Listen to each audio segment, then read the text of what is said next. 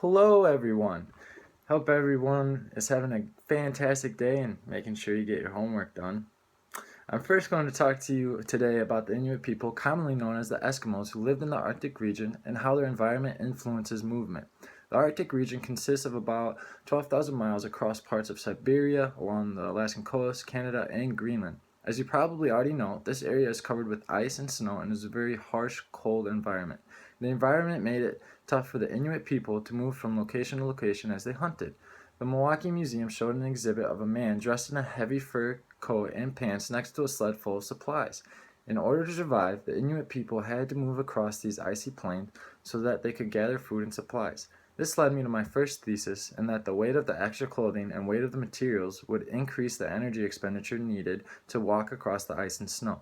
The Inuits were forced to wear multiple layers of clothing and thick boot-like material on their feet in order to stay warm and persevere through the weather conditions. Similar to what we did last semester in lab with the weight vest, their gait pattern was affected by the extra weight. In order not to fall, they most likely took smaller steps and shuffled their feet more than just picking them up regularly. This means that they spent a longer time in double limb support during the gait cycle to be more stable on the ice and had a loss in their range of motion due to the thickness of the clothing. So the increase in weight and the increase in weight and the ice plays a major role in the overall gait speed. In our culture, I know I do not have to go out and hunt for food in order to survive. So I don't know, maybe it's a Wisconsin thing, but I'm from Illinois. So the only way I get food is by going to the grocery store. So if I went to the store in late December when there is snow on the ground, I tend to shuffle my feet and walk slower so I do not slip and fall. However, we don't have to worry about this year round because of the warmer weather and the parking lots getting plowed and salt being poured on them to get rid of the ice. So in conclusion, the environment truly played a major role in the movement of the Inuit people. Next, I'm going to talk about the Japanese culture and how it influences posture. At the museum, there was an exhibit that had two women sitting on their knees playing a card game.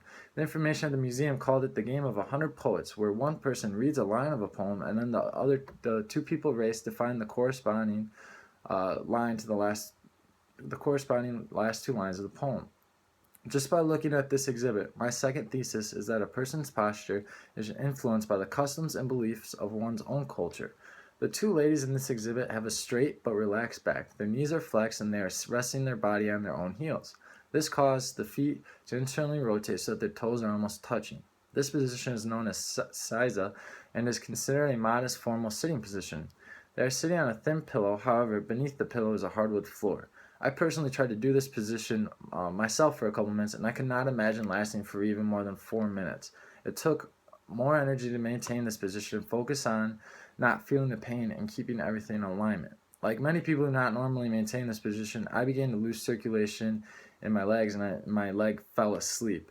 I could feel my quads being stretched out, and especially with my sprained ankle, it was not pleasurable. I found that this position can cause inflammation just below the knee joint where the patellar tendon attaches to the tibia.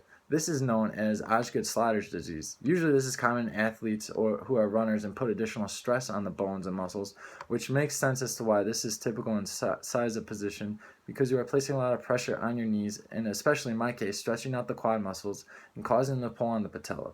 You also have increased points of pressure on ankle from sitting on them for extended periods of time, so this can lead to hypertonic plantar flexors and stretched out dorsiflexors. However, just like with most things, our body can adapt to this custom, and eventually you can sit in this position for hours. This is one of the main reasons why culture influences posture. In our culture, many of us are anteriorly tilted at the waist from sitting in chairs for extended periods of time, or how right-handedness is more severe than a person who has left-hand dominant just because our society is a right-hand world. We also need to be more hunched over from carrying backpacks or from being on a computer all day. Knowing a person's background and history, aka culture, as a PT can really reveal a lot about themselves, and it can give you a great idea as to why they came to you with pain. The same goes for knowing the type of environment they live in and how that might affect how their bodies have adapted over time to become most efficient. This experience has been fun, and it really has helped me to think outside the box and appreciate what the human body is capable of doing. It adapts to become more efficient, which completely fascinates me, to be completely honest, and is why each patient we have in the future will be unique in his or her own way. Thank you for listening, everybody.